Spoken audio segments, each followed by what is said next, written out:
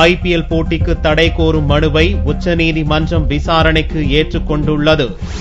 நடப்பு IPL தொடரில் புனே, மும்பை, பஞ்சாப் அணிகளுக்கு எதிரான ஆட்டங்களின் போது ஸ்பாட் பிக்சிங்கில் ஈடுபட்டதாக ராஜஸ்தான் ராயல்ஸ் அணி வீரர்கள் ஸ்ரீசாந்த், அஜித் சண்டிலா, அங்கித் சவான் ஆகியோரை டில்லி போலீசார் கடந்த 16ஆம் தேதி அதிகாலை மும்பையில் கைது செய்தனர்.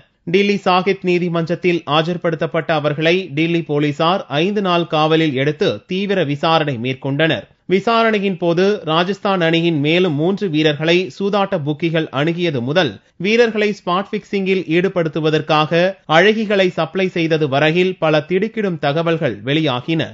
ஹரியானா மாநிலம் பால்வால் நகரில் உள்ள சண்டிலாவின் அத்தை வீட்டிலிருந்து 20 லட்சம் ரூபாயை கைப்பற்றியது, முன்னாள் ரஞ்சி வீரர் பாபுராவ் யாதவை கைது செய்தது போன்ற டில்லி போலீசார் திங்களன்று எடுத்த அடுத்தடுத்த நடவடிக்கைகளால் ஸ்பாட் பிக்சிங் விவகாரம் மேலும் சூடு பிடித்துள்ளது. இந்நிலையில் 5 நாள் போலீஸ் காவல் செவ்வாயுடன் நிறைவடைவதால் அவர்களிடம் உச்சகட்ட விசாரணையை போலீஸ் அதிகாரிகள் மேற்கொண்டனர். மாலையில் 3 வீரர்கள் மீண்டும் நீதிமன்றத்தில் ஆஜர்படுத்தப்பட உள்ளனர். ராஜஸ்தான் ராயல்ஸ் அணியின் முன்னாள் வீரர் அமித் சிங், முன்னாள் ரஞ்சி வீரர்கள் மணீஷ் குடேவார், பாபுராவ் யாதவ், கேரள கிரிக்கெட் வீரர் ஜிஜு ஜனார்த்தனம் ஆகியோரும் கைது செய்யப்பட்டு இந்த வழக்கில் முக்கிய குற்றவாளிகளாக சேர்க்கப்பட்டுள்ளனர் என்பது குறிப்பிடத்தக்கது.